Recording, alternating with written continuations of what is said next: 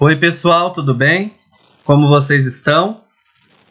Infelizmente nós não podemos estar juntos nesse ano de 2020, mas se Deus quiser, logo tudo isso vai passar e nós estaremos juntos presencialmente. A partir dessa semana, eu estarei gravando videoaulas para vocês a respeito dos conteúdos trabalhados no PET do volume 2. E para o 7º ano, essa semana nós temos como conteúdo a matéria do Renascimento. Dentro da Base Nacional Comum Curricular, que é a BNCC, nós temos no Renascimento como unidade temática o humanismo, o renascimento e o novo mundo. O objeto de conhecimento, o humanismo, uma nova visão de ser humano e de mundo. Vocês deverão adquirir a seguinte habilidade. Número 4. Identificar as principais características do humanismo e do renascimento, analisando seus significados. Quando nós falamos essa palavra renascimento, nos dá a entender a expressão nascer de novo, uma nova vida, uma nova existência. O que quer dizer o renascimento para a época que nós estamos estudando? Basicamente, uma transformação em todos os campos da sociedade. Nunca mais a sociedade ela foi a mesma. Então, nós temos uma transição da Idade Média, do final da Idade Média, para a Idade Moderna. Ou seja, uma transição do feudalismo, sistema econômico vigorado na Idade Média, para o mercantilismo, é o sistema econômico vigorado na Idade Moderna, e o capitalismo, que nós temos até hoje. O Renascimento, ele foi um movimento que transformou praticamente todos os campos da sociedade. Dentro da cultura, nós temos a renovação da arte, da pintura, da escultura, da poesia, da música. Na religião, a questão da fé, do dogmatismo. Dentro do plano econômico, nós temos essa transição. E dentro do plano político, nós temos o fortalecimento das monarquias feudais.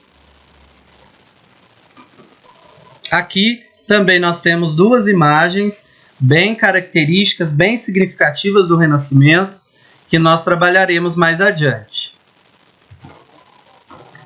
Então, como eu já havia dito anteriormente, o Renascimento foi um movimento que transformou praticamente toda a sociedade, principalmente a ciência, as descobertas científicas e o campo artístico-cultural.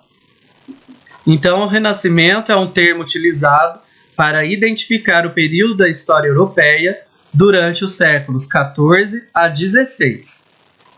Ele representava uma oposição à cultura feudal e representou a mentalidade burguesa. A burguesia é uma classe que surge no final da Idade Média e ela se consolida na Idade Moderna. E ela era essa classe que vai realizar o movimento do Renascimento. Porque essa classe não estava satisfeita com a cultura, com a questão da religião que vigorava na época. Tanto é que mais futuramente também haverá a reforma protestante, que também é essa classe que vai realizar. Uma outra característica do Renascimento é a referência cultural, a busca da cultura da Antiguidade Clássica. A Antiguidade Clássica, formada pelos povos gregos e romanos, serviram de base para as transformações do período em direção a um ideal humanista e mais naturalista. Qual foi aí o berço, aonde nasceu esse renascimento? Esse renascimento ele nasce na Península Itálica, na Itália, quando poetas, pintores, escultores, arquitetos, artistas, eles criaram entre os séculos XIII e XV uma quantidade infinita de obras de arte. Então, as cidades italianas, principalmente a cidade de Florença e também Gênova, Veneza, Roma, serviram de berço para o movimento cultural chamado Renascimento. Uma outra característica do Renascimento cultural foi a questão do mecenato. O que era esse mecenato? Era um incentivo, um patrocínio de pessoas que queriam se destacar na sociedade, principalmente a burguesia e famílias mais nobres, famílias tradicionais da época, que queriam suas figuras, os seus retratos aparecidos, os seus sobrenomes aparecidos nessas artes. Mecenas é um termo que indica o incentivo e o patrocínio de artistas e de literatos, e mais amplamente de atividades artísticas e culturais. Os mecenas eram representados então pela burguesia, pelos príncipes e até papas que financiavam e protegiam as artes e os artistas. Nós temos como exemplo as famílias mais ricas da cidade de Florença, a família Médici, que acabaram também por controlando o governo da cidade e tornaram-se mecenas muito generosos.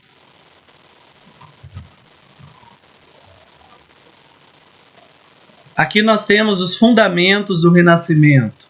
O que são os fundamentos do Renascimento? O antropocentrismo, o racionalismo, o humanismo e o individualismo, que basicamente são as pilastras, os pilares do Renascimento. Antropocentrismo é uma palavra que vem do grego antropo, homem, humano, e centro, kentro, que significa centro, ou seja, o homem passou a ser o centro das atenções, a ser o centro do universo. Na Idade Média, o centro do universo era Deus. Então era o fundamento do teocentrismo. Com a Idade Moderna e com o Renascimento, o homem passou a ser o centro das atenções e assim passou também a ser representado na arte.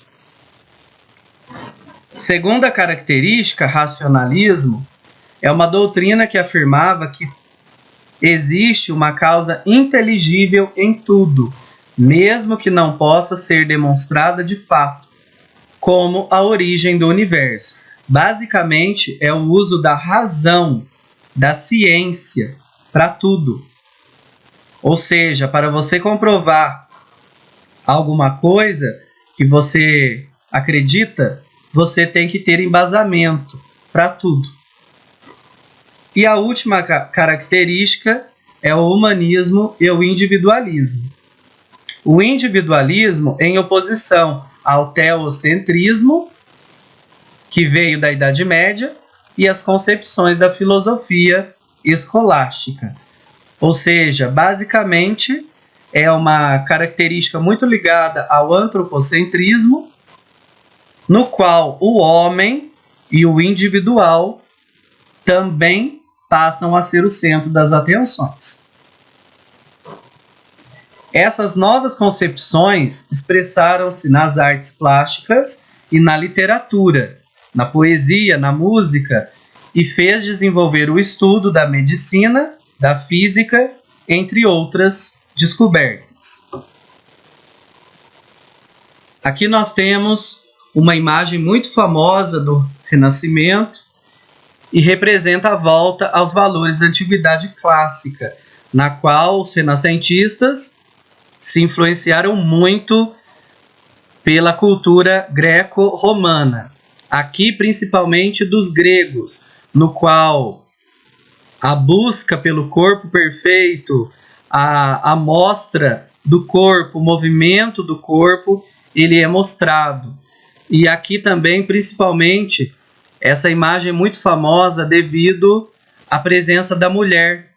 aqui representando a Vênus, nascida de uma concha. E ela está representada seminua, com os cabelos longos. E aqui uma figura de anjos, que olham também por ela.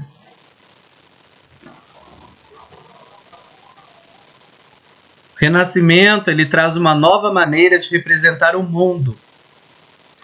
Ou seja, quando nós vemos alguma pintura medieval, uma pintura da época feudal, as figuras e as imagens, elas são estáticas, com expressões geralmente vazias. Quando nós entramos numa igreja católica da época medieval, as imagens são muito tristes, imagens que representam rancor, tristeza, amargura, diferentemente das pinturas do Renascimento. Essa pintura renascentista, ela busca representar os objetos, as pessoas e as paisagens como elas são de fato no mundo real. Por isso que elas representam o movimento do corpo, o movimento das roupas e as expressões de cada pessoa. Entre essas características, nós temos a ilusão de profundidade na tela, ou seja, nós podemos ver, como nessa imagem aqui, o fundo da tela, no qual há uma paisagem, uma ponte, um riacho, que pode ser visto aqui no fundo da tela. E aqui na parte central, nós temos um anjo e uma mulher. Aqui também, nessa imagem, nós temos ao fundo da tela duas casas, representando aqui o campo. Muitos artistas, muitos pintores, escultores, eles ficaram muito famosos com o movimento renascentista. Então eu trago aqui um deles, que foi o Michelangelo, traduzindo para o português, Miguel Ângelo. Ele foi o idealizador aí da Capela Sistina, o teto da Capela Sistina, que se tornou uma grande representação aí do Renascimento. O grandioso esquema compositivo para o teto da Capela Sistina estabelece uma narrativa do Velho Testamento, o Antigo Testamento, desde o Gênesis até o Dilúvio, a que se juntou, na parede do altar, uma enorme composição plena de dramatismo, interpretando o julgamento final. Então aqui nós temos várias imagens representando cenas do Antigo Testamento, da época do Gênesis. Aqui é a figura da criação de Adão, no qual há Deus, a figura do Criador, e aqui a figura de Adão. Essa também é uma imagem que representa muito o antropocentrismo, porque o homem ele está representado à imagem e semelhança de Deus, como o Renascimento ele tem como característica.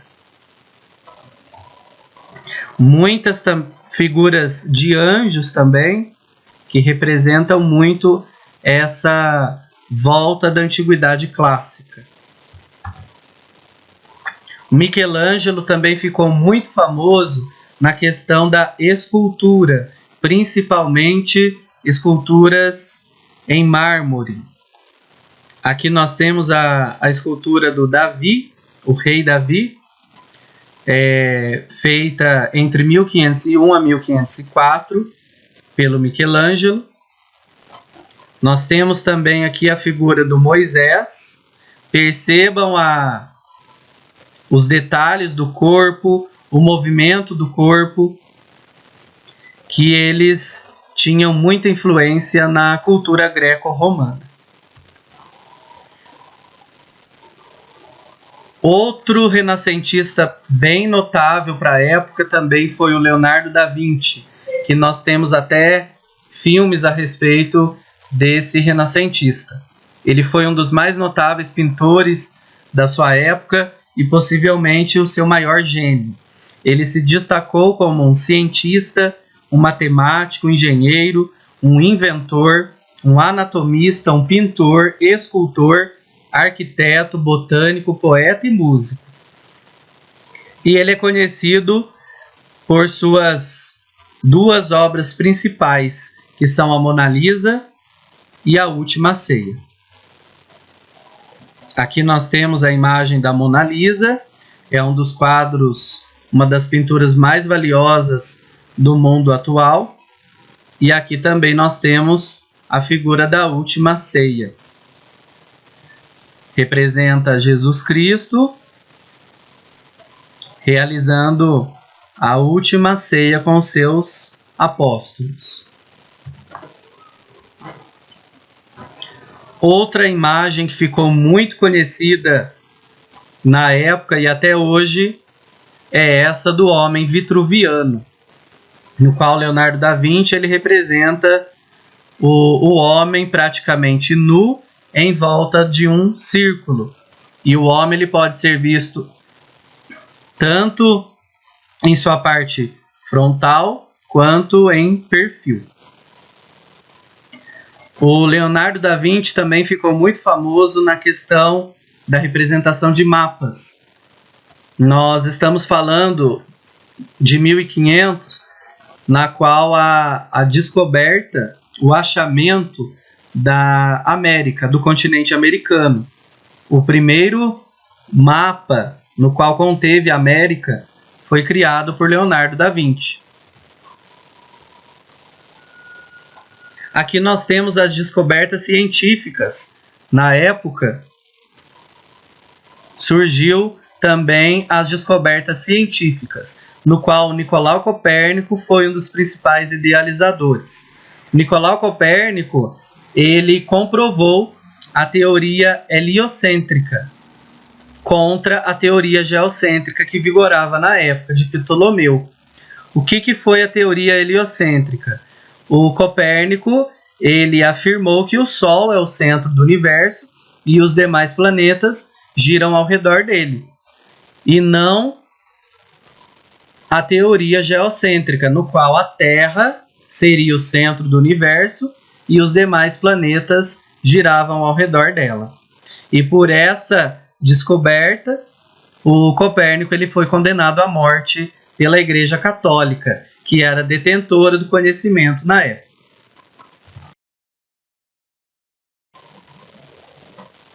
Algum tempo depois, um seguidor do Nicolau Copérnico, conhecido como Galileu Galilei, ele afirmou a teoria do Copérnico, dizendo que o mesmo estava correto nas suas indagações.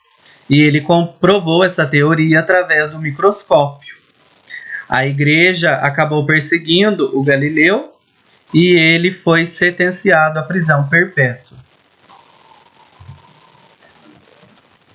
E aqui eu trouxe algumas diferenças entre o pensamento medieval e o pensamento renascentista. O que mudou da Idade Média para a Idade Moderna, essa transição do feudalismo para o renascentismo.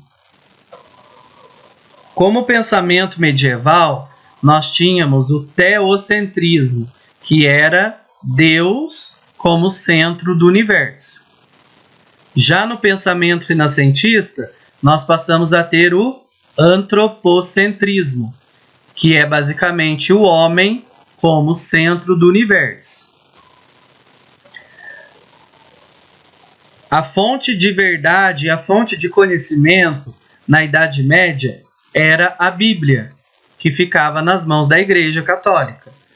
Com o pensamento renascentista, a verdade, aquilo que era comprovado, você deveria ter uma experimentação e uma observação. Ou seja, através da ciência e das descobertas, você dizia se aquilo que você defendia era verdade ou não. No pensamento medieval, nós tínhamos uma vida material sem importância. Já no Renascimento, a vida terrena e a material também são importantes. Pensamento medieval, as pessoas se conformavam muito facilmente. Já no Renascimento, existia a crença e a valorização do progresso de cada indivíduo. No pensamento medieval, a natureza e tudo que nela contém era fonte de pecado, então isso não era representado na arte. Já no pensamento renascentista, a natureza passou a ser considerada como sinônimo de beleza, onde o homem está inserido, porque o homem é fruto da criação de Deus.